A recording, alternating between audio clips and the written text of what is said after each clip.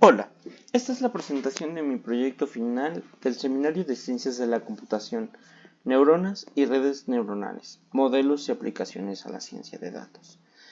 Mi tema escogido es sobre la clasificación de datos, en este caso, de datos correspondientes a la flor de iris. Implementaré el aprendizaje semisupervisado, que consta de partes de aprendizaje supervisado y partes de no supervisado, y con ello vamos a clasificar las flores. Nuestros objetivos son entender e implementar el uso de modelos de redes neuronales, reconocer y clasificar los tipos de flor y comparar diferentes modelos de redes neuronales para determinar cuál es el más óptimo. Es decir, el que no requiera tantos recursos de la computadora, el que tenga un tiempo de procesamiento mínimo, el que haya que modificar los menores hiperparámetros para determinar el accuracy del modelo. Y bien, la base de datos que vamos a utilizar es esta, sobre las especies de iris, la cual contiene información sobre tres diferentes tipos de iris, que son la iris versicolor, la iris setosa y la iris virgínica.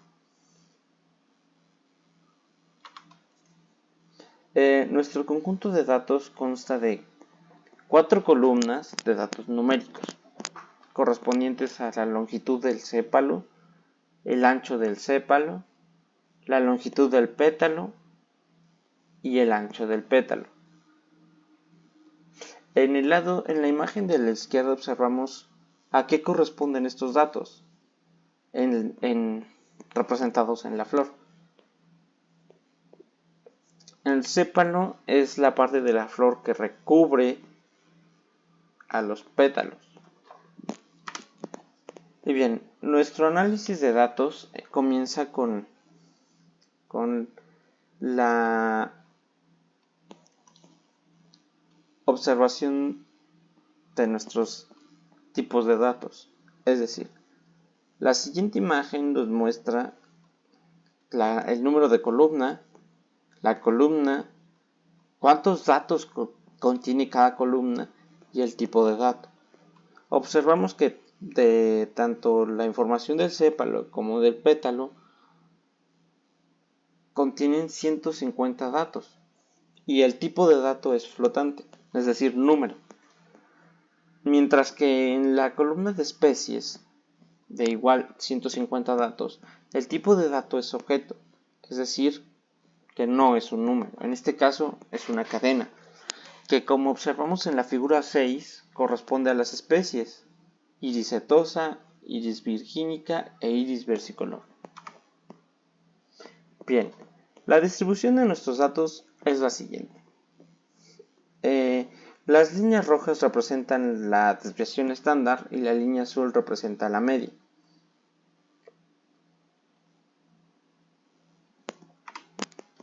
Ahora bien, nuestro mapa de correlación arroja qué atributos se relacionan mejor con otros. En la diagonal observamos que todos tienen como coeficiente el número 1, que representa que entre ellos, entre el mismo atributo, pues se relacionan bien. De ahí en fuera, los recuadros morados, hay una mala correlación entre esos datos, al igual que en los recuadros negros. De allí en fuera, el resto se relaciona de muy buena manera entre sí. Entonces, para nuestro entrenamiento vamos a utilizar las 4 columnas de nuestro, de nuestro conjunto de datos. Observamos de la siguiente figura, que es el mapa de datos faltantes, que no hay ninguno. Es decir, que nuestro conjunto de datos está muy bien distribuido y no falta ningún dato. Por lo tanto, no hay que modificarlos en ese aspecto. No hay que eliminar columnas, no hay que hacerle nada. Bien. Para la siguiente etapa hubo que modificar nuestros datos. Nada más la parte de la columna de especies. Entonces hubo que aplicar label encoding para poder modificar nuestros datos categóricos. Y como se observa, las especies fueron modificadas como números, es decir, a la iris setosa se le asoció el número 0. Entonces, en la columna de especies, donde hubiera el texto de iris setosa, fue reemplazado por un número 0. Mientras que el de iris versicolor fue reemplazado por un 1 y el de iris virgínica por un 2. Ahora bien, el rango de nuestros datos es el adecuado. No hay diferencias en magnitud. Por ello, no hay que rescalar los datos. Ahora bien, la preparación de datos es esencial para nuestro modelo. En este caso, vamos a determinar nuestra variable x con todos los datos, de sépalo a pétalo, sin contar la columna de especies. Mientras que nuestra variable y va a ser las especies. Vamos a separar los datos en dos conjuntos, de entrenamiento y de prueba. En este caso usamos un porcentaje de 70-30, 70 de entrenamiento y 30 de prueba, que corresponde a 105 datos para entrenamiento y 45 para prueba. Hay que anexar que para el modelo de red neuronal hubo que hacer one-hot encoding, es decir, transformar nuestros datos nuestros datos se presentan como un arreglo con números, ¿no? En este caso con las categorías que van 0, 0, 0, 1, 1, 1, 2. Es un ejemplo. Entonces, el one-hot encoding va a transformar cada número en un vector. Los ceros corresponden a iris setosa. Los unos corresponden a iris versicolor y los dos corresponden a iris virgínica. Entonces lo que va a hacer el one-hot encoding es va a tomar el 0 y lo va a transformar en un vector que tiene como componentes la especie, ¿no? Setosa, versicolor y virgínica. Y entonces, tomando el 0, lo va a asociar a un vector 1,0,0. Tomando el 1, lo va a asociar a un vector 0,1,0. Y el 2 lo va a asociar a un vector 0,0,1. Esto porque en el modelo de red neuronal necesitamos graficar la función de prueba. Y para ello es necesario acomodar los datos de esta manera. Bien, los modelos utilizados son árboles de decisión, Random Forest, red neuronal y Naive Bayes. En estos modelos acomodamos los hiperparámetros de la siguiente manera. Para árbol de decisión usamos el criterio de clasificación Gini y la profundidad del árbol en 6.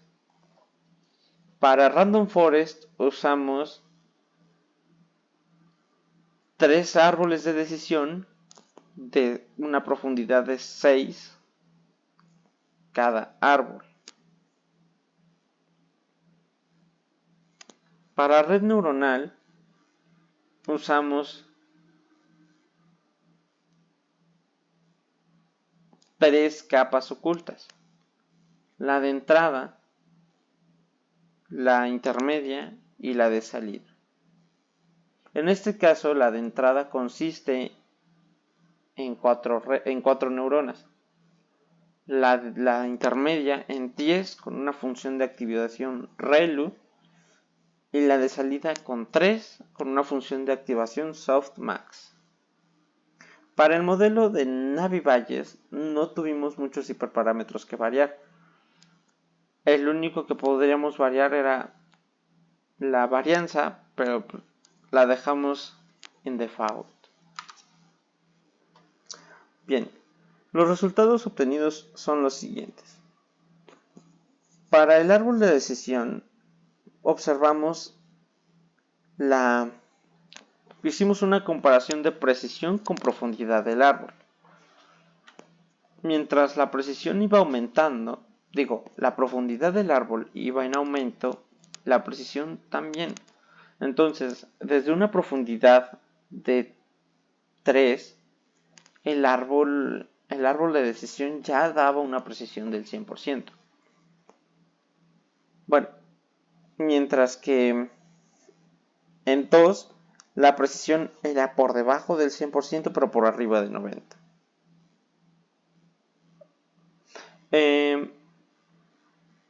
Nuestra imagen de la izquierda nos representa el diagrama del árbol de decisión, es decir, las decisiones que fue tomando hasta llegar a cumplir con la clasificación de los datos.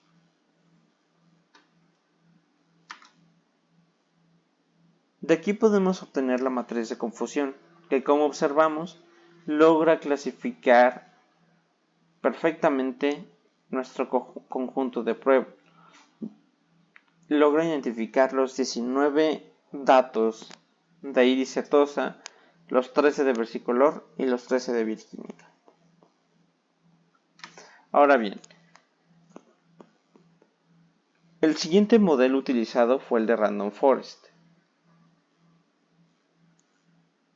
que de igual manera hicimos una comparación de profundidad del árbol contra precisión. Para una cantidad de 2 árboles, la imagen de la izquierda describe la precisión contra la profundidad. O sea, para 2 árboles con una profundidad de 2, la precisión que alcanzaba el modelo era del 100%.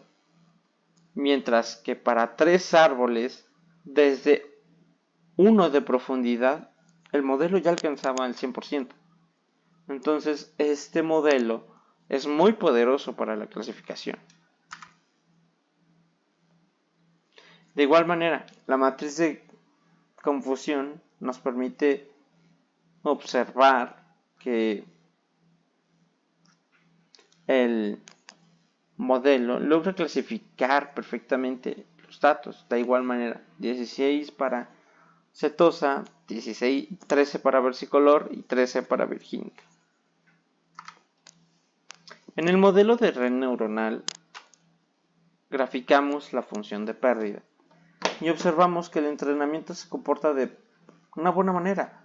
La función va disminuyendo hasta llegar a una constante por ahí de las 800 épocas.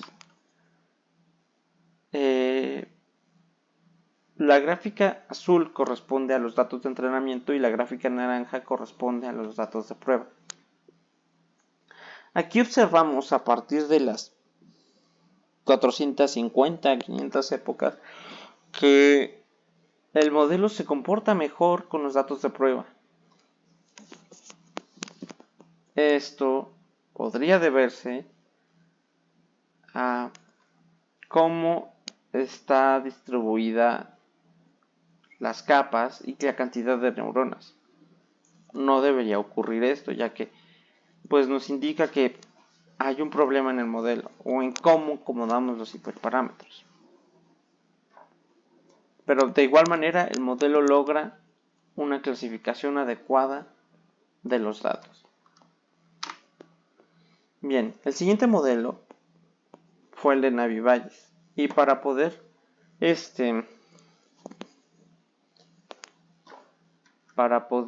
medir su precisión,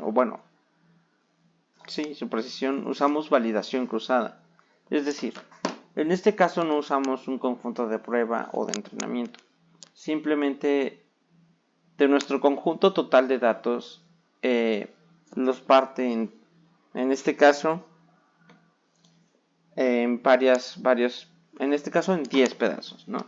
Entonces, para el entrenamiento toma el primer pedazo,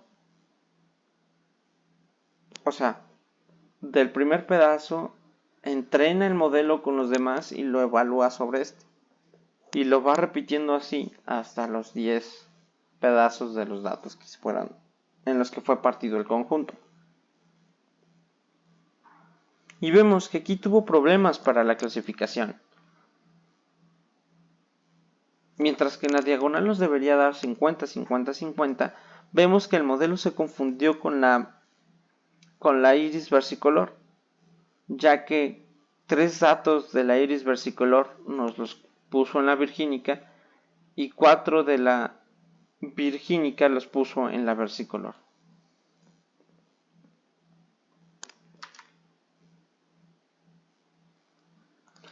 Esta matriz de confusión corresponde a los datos, o sea, no es el conjunto completo de los datos. Usamos la misma cantidad de datos que en los datos de entrenamiento de los modelos anteriores para comparar.